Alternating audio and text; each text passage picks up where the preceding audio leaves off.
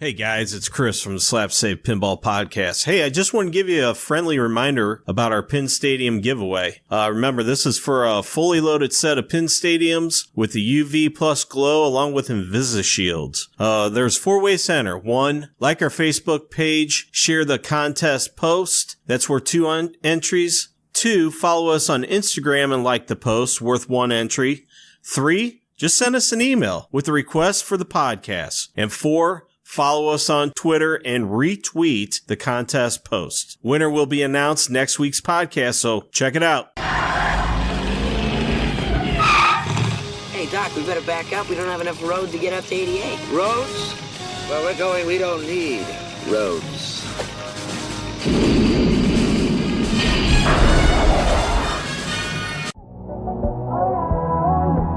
Recording from St. Louis, Missouri, welcome to the Slap Save Pinball Podcast with your hosts, Chris Hoeper and Jason Fowler.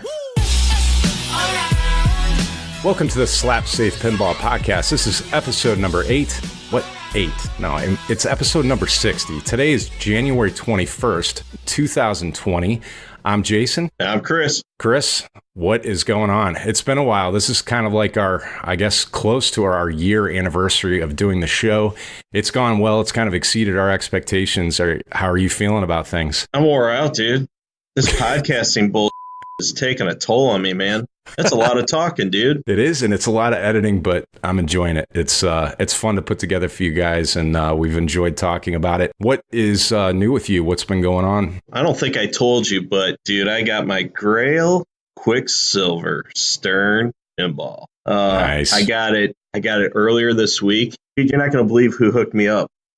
Who's that? Many Flipping Out Warehouse in Indiana, dude. It's amazing that guy still talks to us after all the bull that we've done back and forth. That's shyster, dude. He's got, man, what he's doing with that company now, man, he's just booming. Blowing up, isn't he? Uh-huh. And dude, he even went so far. Guess who he hired? Who's that? Chris Hutchins. Oh, my from gosh. High-End Pinball, dude. This was one of the first games of coming out of Many's warehouse. He restored this Quicksilver for me, and he made this thing look so sweet. I let him kind of have full run with what he wanted to do with it. Get a little creative. You know how on the playfield, and I know you don't like green. That thing is like the green monster, right? I will say this. If Zach and Chris were able to turn this thing into a thing of beauty any more better than what it was, I have always thought Quicksilver was a great playing game, but it is just ugly. Oh, well, dude, and this one was even uglier. Yeah. Because all you saw was practically wood. Like all the green was almost gone. It was so blown out. Yeah. You know, Chris spent his time with it. We decided to go with this metallic green chunky flake on the playfield. You know, a couple of years ago when I went to Texas, there's this dude that was doing this sparkle paint on his playfields. Uh-huh. Dude, we took it to the next level. We went like total 70s. It's like chunky gold, yellow flake in there. Yeah. Oh, dude. And it matches the pop so good. It's unbelievable to look at. Good. And you know what? It is fast as with that new paint on there and clear coat. Oh my God. You don't see those every day. That's quite the find. Yeah. So you know, I'm slowly filling up that basement expansion that I did, blowing out that whole back wall. You remember the mess I had with that? Oh yeah. I remember when you started this, I said you were nuts. I mean, you know, a year ago, I should have just gone with it. And here we are, almost filled up again. You know, you would have thought 30 more pinball machines would have been enough space. I got a problem. I got a serious problem. We all have a problem. We all. It just goes to show if you could build an aircraft hangar and you would fill it up. Anybody would, if you could. You know, it's no matter how much space you have, it's never enough. Oh, dude, I mean, the stock market has been so good this last year. Dude, he really turned it on. I mean, you know, we got the NASDAQ at like 15,000. Did he? Dude, who'd have thought that? Oh, my God, dude. Yeah, that's good because back about a year ago, it the bed. So I'm glad that Tell he me turned about things it. around somehow with his ray gun or whatever. Yeah, Man, I tell you what, the more you make, the more you spend, buddy. That's all I can say. Yeah. What about you? What have you been doing, man? So I was in on the Cactus Canyon LE and it came in and I'm a big fan of like those like comedy based titles, that's got a lot of like kitschy humor to it. And I've always loved Cactus Canyon. Now, I'm not going to lie, the code is still the original code, right? The original code is still, it feels unfinished, but the new revised code that Chicago Gaming put in there is fantastic. We love it. It's become one of our favorite pins. My son loves the Bart guy that you're always trying to hit. It reminds me a little bit of World Cup soccer, how you've got that target that people that aren't even into pinball are just drawn to try to hit. Well, what about that lower playfield they added to it? Like that shooting range? How it's kind of Congo-ish, and you hear those ricochets. Pew, pew, pew. What's that like, dude? I don't know, but I love the sound effects.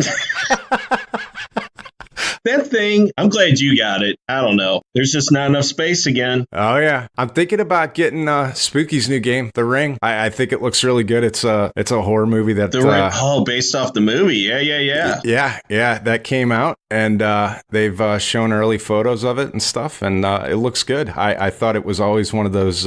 it was scary by just the theme and how it was set up. It wasn't just that kind of over-the-top 80s horror type stuff. Yep. I think it looks great. Scott's working his magic, and they've got the vanishing ball mech that he did because, with his engineering background, everything he creates is just super unique. And the video that plays on the TV there that shows the ring, it freaks my wife out every time it comes on. She won't look at it because she's afraid she's going to die in 7 days. So, yeah, that's about all that's going on with me, though. It's Did they finally put a real knocker in Spookies? Yeah. That's always been an available option that you had to pay for. Well, that's what I mean. I put a knocker in, man. Everybody loves knockers. That's right. And now, Slap Save Pinball's 60-second news. Sterns' latest Wi-Fi implementation has dropped their first wireless code update. Elvira 3 is now at 0.970, and their latest update addresses a nip slip that was coded in by a disgruntled employee that now has his own podcast. People have turned it off to keep the nip slip, though, essentially keeping their games off the grid and making the whole thing pointless. Stern's $15 per month online Wi-Fi tourney mode has 2 North Koreans listed as leading the leaderboards with 9,999,999,999, but these codes were invalidated by the glass-off sensor. On the 18th page of score listings, the first person who is leading with official authentication is Keith Elwin. No surprise there. Black Knight 3000, Superman 78 have only firmed up Stern's market leadership. The just released Elvira 3 is available for order, but LEs are rumored to be sold out completely already. Leaked images of Willy Wonka have been released after the saturated colors of Toy Story, though, and its well-received debut. Pinside is blowing up as usual, with people claiming that there is way too much brown in a pinball machine based on chocolate. Deeproot is rebuilding the east wing of their facility after the fire that was caused by playtesting the rumored flaming tire tracks from Back to the Future. Robert Mueller has declared quad assembly will allow it to be back up and running after just 1 week. After $1.4 million in damage, completely lost the cafeteria there. It was a mess. American Pinball's War of the Worlds, since being announced at Expo, is expected to be American's best-selling title to date. Now that ARA and Dutch Pinball have kissed and made up, they have completed the run of 300 Big Lebowskis. Demand is so high to make more of the game, and Dutch has tons of purple armor left over from the Bride of Pinbot 3.0 flop. Rumor is the release of the purple Tanzanite edition, the Jesus SLE package, numbered and autographed by John Turturro. It is rumored that the edition will make you want to pull the trigger till you hear click. Remember that 21.5K The Big Lebowski pinball machine that sold in early 2019? It caught on fire from the bad extension cord incident. Lucky he had farmer's insurance. We are farmers. Bum, bum, bum, bum, bum, bum. Penn Stadium just released Valhalla. It includes everything ever made and then some. The original Penn Stadium, Orion's Belt, Apollo's Creed, and Hades' Ring. The 3D glasses and the flame retardant player suit can be purchased separately. Dude, how much is that going to be, man? I don't know. I may need a mortgage. Good old Scott. And that's a little shout out to you, Scott. All right, Chris, let's talk about the news. The Wi-Fi implementation, I was really been looking forward to this. It's something that was coming because we've had third-party distributors that have kind of done this on their own, but you always had to purchase a separate card and put one in each machine that you wanted it in. And Sterns' ability to actually put this in out of the gate from the factory, I think, is going to make it a little more accepted and widespread. What do you think, Chris? Do you think that, they got that new camera mod they kind of copied off Jersey Jack, the leader of invention? Right. Do you think that they were able to see what they were doing and taking the glass off and not just that glass sensor? From what I understand, it's a complicated array of sensors that sits in the channel there that actually notifies the game that the glass has been removed. Okay. I don't know much beyond that, but with that, they're able to kind of invalidate scores that shouldn't be up. Dude, I don't know, I'm sure man. guys are going to stuff paper towels in there and just figure it out. But yeah, that's what I'm hearing. There's always going to be somebody trying to beat the system. You know how it is. I wonder about that camera, man. Yeah. Big Gary Grandpa checking in on people.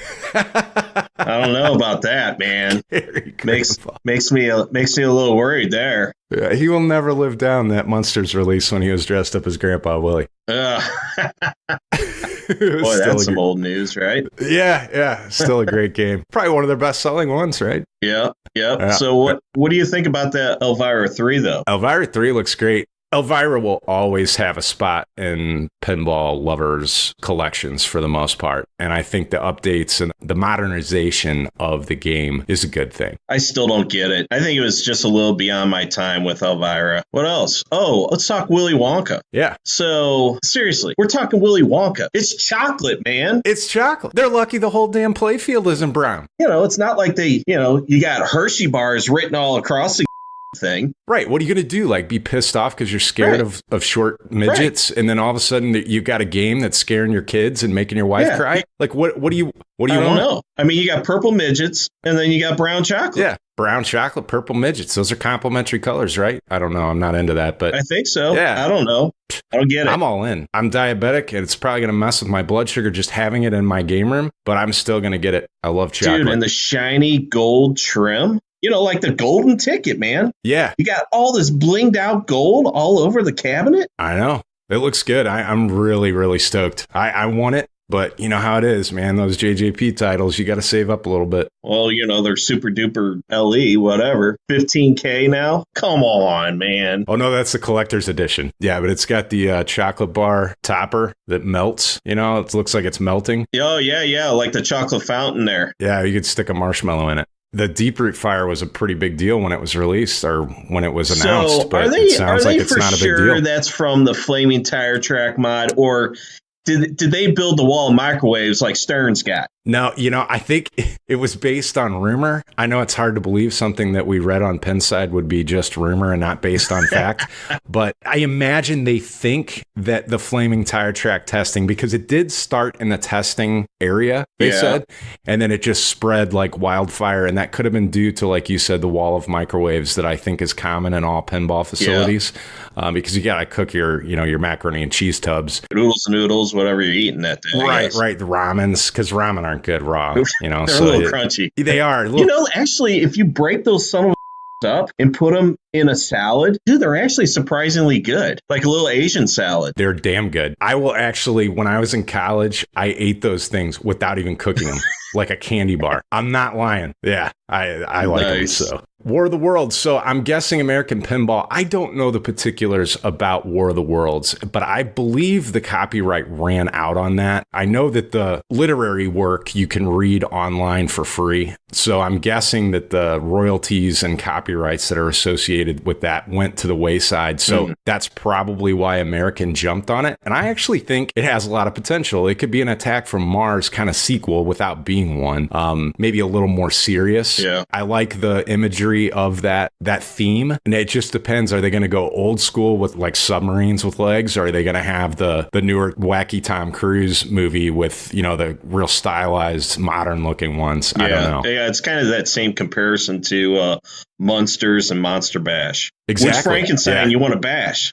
I'm glad ARA and Dutch are getting their act together and they're getting things done finally. Dude, I cannot wait for mine to show up because I was like one of the last 5 on CoinTaker's list. So initially I had like the deposit on the game through them. Did you get your money back? They decided, they really didn't want to hold the deposit, but they'll keep your name on the list. So if it ever happens to come to fruition, you're in on the game.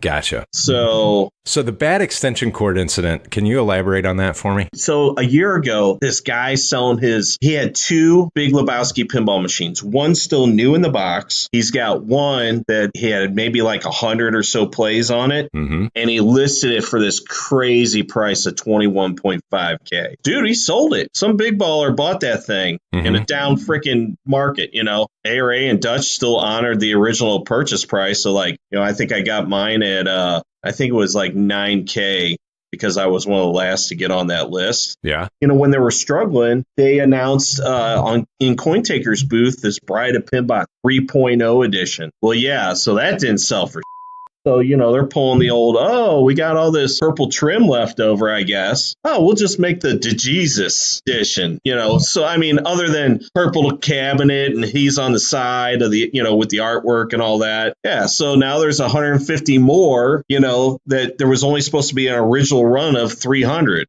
for a perfect, game and bowling. You bowled a 300. Right. Add another 150. So, and then I guess, so this guy bought that game. He must have had it plugged in with a bad extension cord, dude. Burnt that whole motherfucker up. Thank God he had farmer's insurance. So yeah, ARA and Dutch, who'd have thought they would ever got their things worked out there? Unfreaking believable, man. So full plunge this week, we're going to talk about the sales tax that was enacted at the end of 2018 and has been in effect now for a little over a year. And we wanted to talk about its effects on the hobby and our thoughts on whether it was something that should have been done and how it is affecting people. Right. So my thoughts on the sales tax are there is enough loopholes there that certain distributors are responsible for this tax and certain ones Correct. are not. So your as bigger a buyer, market sellers versus your small mom and pops. Right. Correct. Now, you could shape it and play devil's advocate and say, well, if it's a mom and pop place and they're getting more business through the sales tax, that's a good thing. And it may equal out over time. The problem is these small mom and pop places have to hire someone full time just to figure out the sales tax nightmare because of the different rates per state and making sure that they hit the threshold where they're responsible for paying taxes. I just don't feel like it's fair to either the buyers or the distributors. Say you're an established distributor like JJ still out in Colorado doing a great job and he's moving a ton of pinball machines and Zach in Indiana. And you've got to either hire someone to take care of that tax, go through the logistical nightmare of that tax, right. And then you're trying to sell a pinball machine that you may have taxes on that the guy you're battling with on the internet, who the guy is also calling that's looking to buy your pen, doesn't have to pay sales tax for it. And that's just an uneven playfield. It's not fair, in my opinion. Well, when they made that limit, anything above 100K, that all of a sudden you're on their radar, it's kind of bullshit. Maybe they really should have thought. You don't want to be on the IRS's radar. Maybe they should have just done a one flat tax across the whole U.S. Here's what it is. You got to even play field. 100%. I agree. I think a 4% flat tax or somewhere around there would have been better than nothing. I think it would have appeased some of the states that have been losing revenue to these sort of sales for a long time.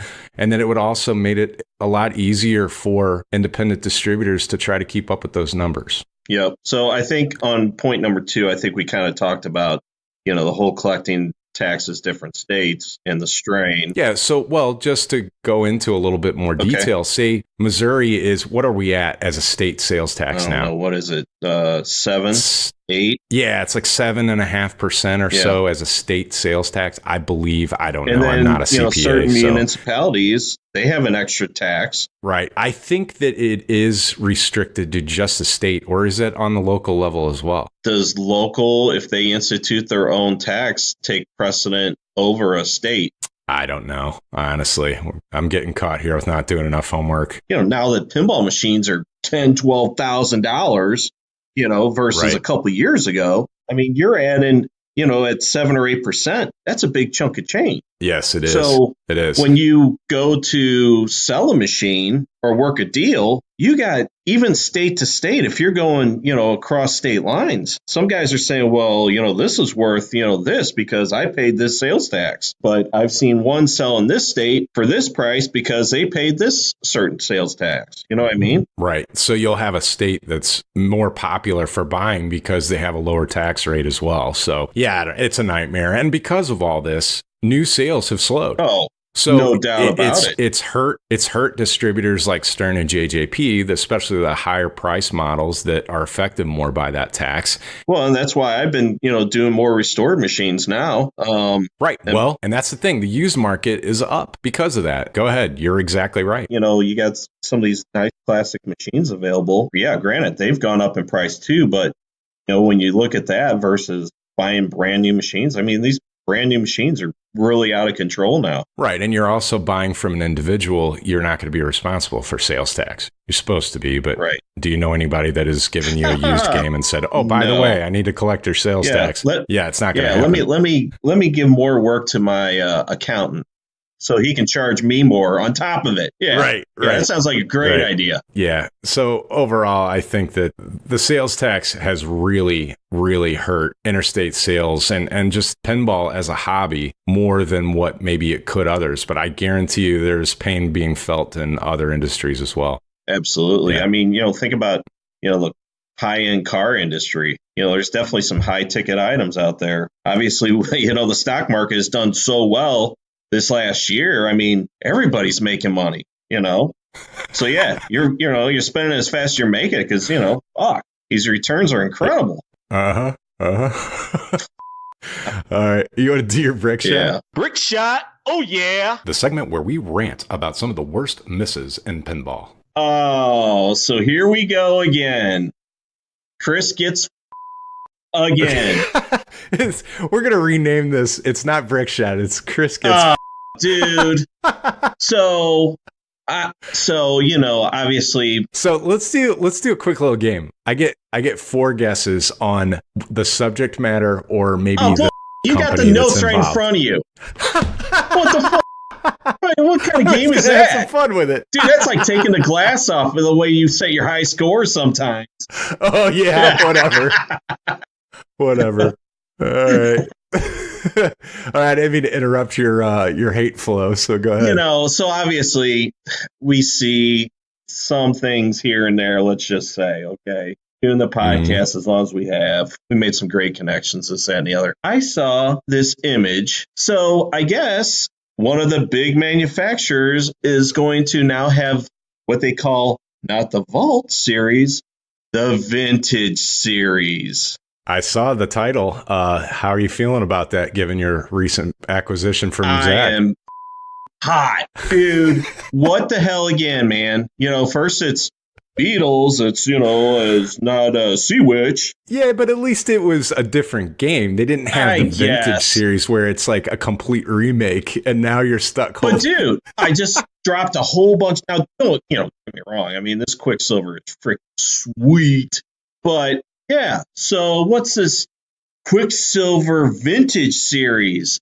Not only they're redoing the whole thing. Like, it's not even like the original colors and the original artwork. Like, apparently they got Dirty Donnie in on this one. So it's like a remake where it's completely different artwork and everything. Yeah.